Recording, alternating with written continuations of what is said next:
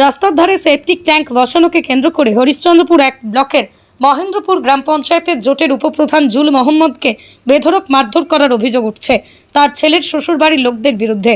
এমনই মারধর করে উপপ্রধানের ডান কানের পর্দা ফাটিয়ে দিয়েছে বলে অভিযোগ। ঘটনাটি ঘটেছে মঙ্গলবার রাত 8:30 নাগাদ। হাসপাতালে ভর্তি রয়েছেন উপপ্রধান। অভিযুক্ত হারুন রশিদ, মামুন রশিদ, আলাউদ্দিন, মানোয়ারুল হক সহ মোট 11 জনের নামে হরিশ্চন্দ্রপুর থানার লিখিত অভিযোগ দায়ের করেছে উপপ্রধান সহ অন্যান্যরা। ঘটনায় এদিন রাতেই চাঞ্চল্য ছড়িয়ে পড়ে। প্রশাসনিক আধিকারিকরা পরিদর্শনে এসে সেপটিক ট্যাঙ্ক বসাতে বারণ করে গেলেও রাতের অন্ধকারে সে 4টি ট্যাঙ্ক বসিয়ে দেয় বলে অভিযোগ। গলায় গামছা পেঁচিয়ে শ্বাসরোধ করে মারার চেষ্টা করে বলে অভিযোগ। সেপটিক ট্যাঙ্ক রাস্তা ছেড়ে আমি বসিয়েছি তা সত্ত্বেও উপপ্রধান ও তার ছেলে বিরোধ করেছে। এই নিয়ে কয়েকদিন আগে বচসা হয়। এদিন রাতেই তাকে কেউ মারধর করেনি, পুরোটাই সাজানো নাটক।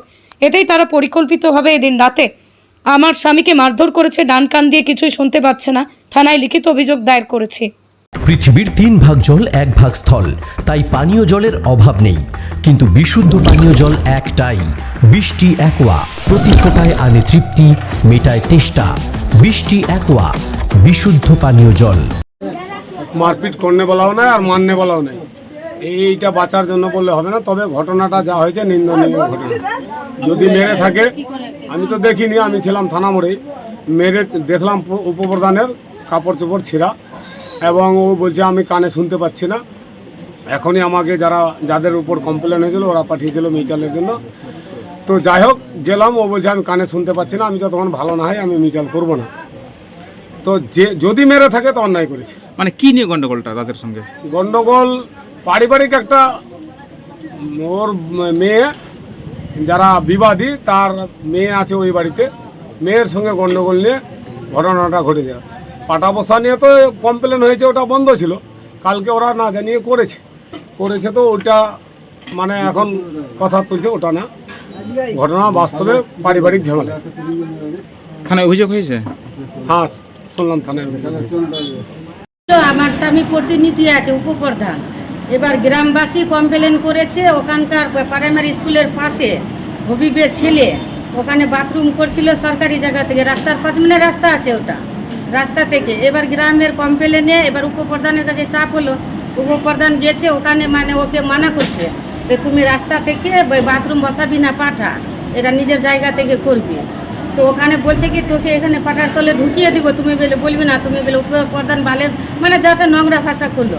ওখানে আছে আর আবার ছিল প্রথম দিনে শুরু হয়েছিল মজাহির ছিল, মানে 2 প্রধান নম্বরে ছিল, 2 বুথের 2 জন মিলেছিল।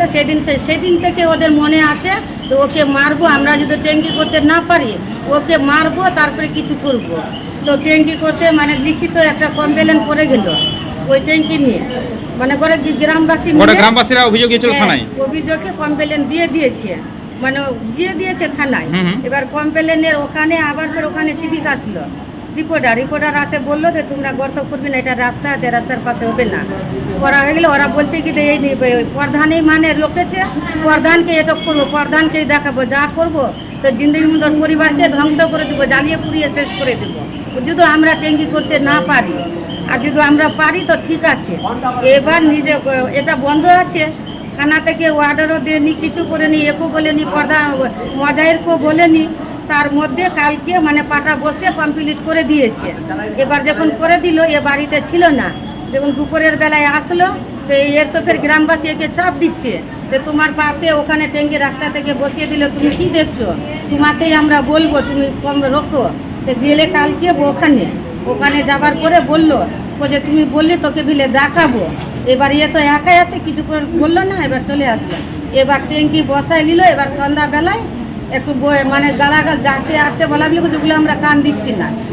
নামাজ পড়ে, ঈশার নামাজ পড়ে 8টার দিকে হচ্ছে জামাত ভাঙছে, 8টা কি 8:30টায় নামাজ পড়ে আসে, দোকানে গেলো, ওখানে যে একটা ঝামেলা করলো, মানে ওদের লোক আর মানে বলাবলি করলো।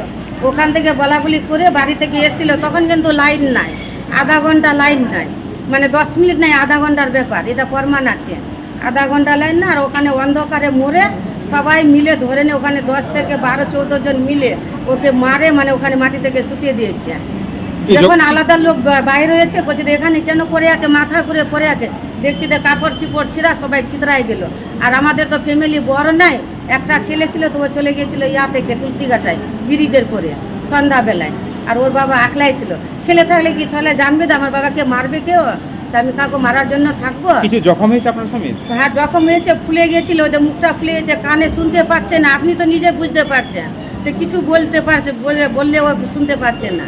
মানে ওদের মারধরেই কি এই কানের সমস্যা হয়েছে? হ্যাঁ ওদের মার ধরেনি তো, আগে কিছু নাই, আগে সব কিছুতে ভালো আছে। উপপ্রধান আছে না, এবার 10 বছর, এই বছর দিয়ে 10 বার 2 বার হলো।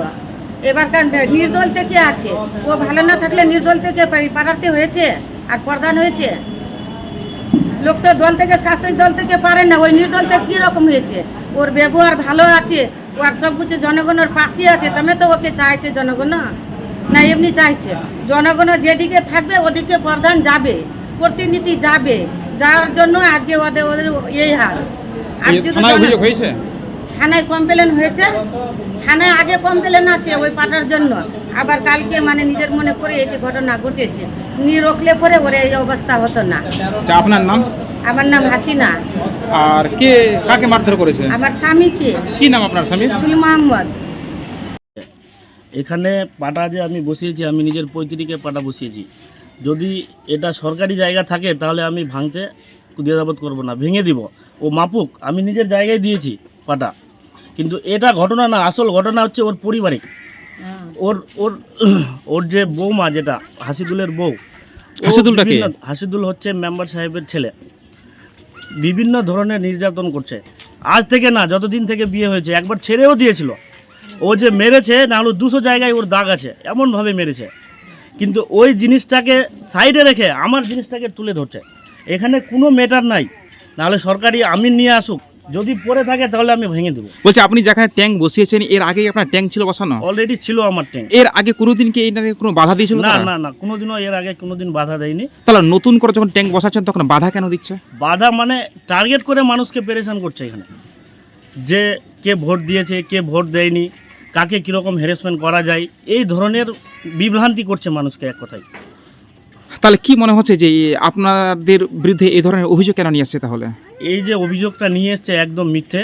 আমি বারবার বলছি যে আমিন নিয়ে আসুক, যদি পড়ে থাকে সরকারি জায়গাতে আমি ভেঙে দেবো। আমার বাড়ি পড়লে আমি ভেঙে দেবো, যদি না পড়ে তাহলে ওর বিরুদ্ধেও আবার অ্যাকশন নিতে হবে। আর গতকালকে যে মারধরের অভিযোগ করছেন, নাকি 11 জন মিলে নাকি নামাজ পড়ে বার হচ্ছিল, চায়ের দোকানে গেছিল, তারপর নাকি আপনারা মারধর চালিয়েছেন। সব মিথ্যে। চায়ের দোকানে প্রায় 50টা লোক ছিল, ওখানে 50 জনই বলবে যে না মারেনি। আর যাদের নাম দিয়েছে তারা তো বাইরে, কেউ কলকাতা, কেউ দিল্লি, বাইরে আছে। ওরা একদম মিথ্যে ও কেস সাজিয়েছে। তাহলে কি করে তার মানে কাপড় ছিঁড়ে গেল আর রক্তাক্ত ও হয়েছে? নিজে করেছে তো, ও নিজে বাড়িতে গিয়ে করেছে। গ্রামের মানুষই বলবে, আমরা কি বলবো? গ্রামের মানুষ বলবে, যারা চায়ের দোকানে ছিল তারাই বলবে। মানে আপনারা অ্যাকচুয়ালি কি মানে দল সমর্থন করেন? কোন দল করেন আপনারা? আমরা তো এর আগে ভোট দিয়েছিলাম ওনাকেই। তারা এটা একদম সরাসরি রাজনীতিকে আছে। এর আগে আমরা নির্দল প্রার্থী জুল্লু মোহাম্মদকে আমরা ভোট দিয়ে জিতিয়েছিলাম, কারণ ও এই গত পঞ্চায়েতে? হ্যাঁ, গত পঞ্চায়েতে। এখন তারপরে যে ভোট হলো, আমরা মমতা দিদিকে ভোট দিয়েছিলাম। এর কারণেই আমাদেরকে বিভিন্ন ধরনের বিভ্রান্তি করছে, যে ওর দলে না গিয়ে আমরা টিএমসিকে ভোট দিয়েছি বলেই। ও টিএমসিকে ভোট দেওয়ার কারণেই কি আপনাদের উপরে এই ধরনের তারা একের পর এক একের পর এক বিভ্রান্তি করার চেষ্টা? তা আপনাদের নামে তো এখন তারা পুলিশে অভিযোগ করেছে, আপনারা কি কাউন্টার অভিযোগ করেছেন? আমরা কাউন্টার অভিযোগ করতে গিয়েছিলাম রাত্রে, তো পুলিশেই বলেছে আমাদের নাকি যে মীমাংসা করে নাও, ভালো হবে। তো যাই হোক, আমাদের লোকজনেরা যাচ্ছে এখন মীমাংসায়, আমরা যাব। আমরা এখনো পর্যন্ত কেস করিনি ওদের বিরুদ্ধে। আর যেটা মারধরের অভিযোগ, সেই কটরা সত্যটা? এটা একদম মিথ্যা। পুলিশ ভালোভাবে ইনকোয়ারি করুক, জাজ করুক, একদম বুঝতে পারবে যে না, এটা একদম সরাসরি বানানো, এটা সরাসরি মিথ্যা একদম। আপনার নাম? আমার নাম মানোয়ারুল হক। নদিয়ার সব থেকে বড় English medium school JRS public school, প্রায় 35 বিঘা জমির ওপর গড়ে উঠেছে বিশাল ক্যাম্পাস। নার্সারি থেকে শুরু করে উচ্চ মাধ্যমিক, ITI college, law college, BEd college, ভর্তি চলছে জেআরএস পাবলিক। ব্যালকনি বা সিঁড়ির রেলিং, মডিউলার কিচেন বা ড্রয়িং রুম, এক কথায় আপনার স্বপ্নের বাড়িকে করে তুলুন আরো সুন্দর। Chakdah ply centre, gorgeous look বা কোয়ালিটি সবে 3 number 1 Chakdah ply centre. Chakdah ply centre, KBM Chakdah, Nadia. কোথায় ইনভেস্ট করবেন, কেন করবেন, বুঝতে পারছেন না তো? সঠিক গাইডলাইন পেতে আজই আসুন নদিয়ার চাকদাতে নিবেদিতা প্রাইভেট লিমিটেডে। Nivedita private limited, marketing and distribution service. Chakdah aluminium centre, ply, কাঁচ, laminates, kitchen fittings, door lock, window ও অ্যালুমিনিয়ামের খুচরো ও পাইকারি বিক্রেতা। Chakdah aluminium centre, Purbalalpur 50 number রেলগেটের পাশে, চাকদা, নদিয়া। হোমওয়ার্কটা করেছো? হ্যাঁ স্যার। এ বাবা, ভুল করেছো কেন? চোখে কেমন ঝাপসা দেখছি, লিখতে আর পড়তে খুব সমস্যা হচ্ছে। চাকদার মডার্ন অপটিক্স থেকে ভালো চোখের ডাক্তার দেখিয়ে নাও। প্রতিদিন প্রকৃত চোখের ডাক্তার ও দৃষ্টি বিশেষজ্ঞ মডার্ন অপটিক্স চাকদহে। স্যামসাং, জিও, রিয়েলমি, নদিয়ার একমাত্র অথরাইজড ডিস্ট্রিবিউটর ঘোষ কমিউনিকেশন, থানার মোড়, চাকদা।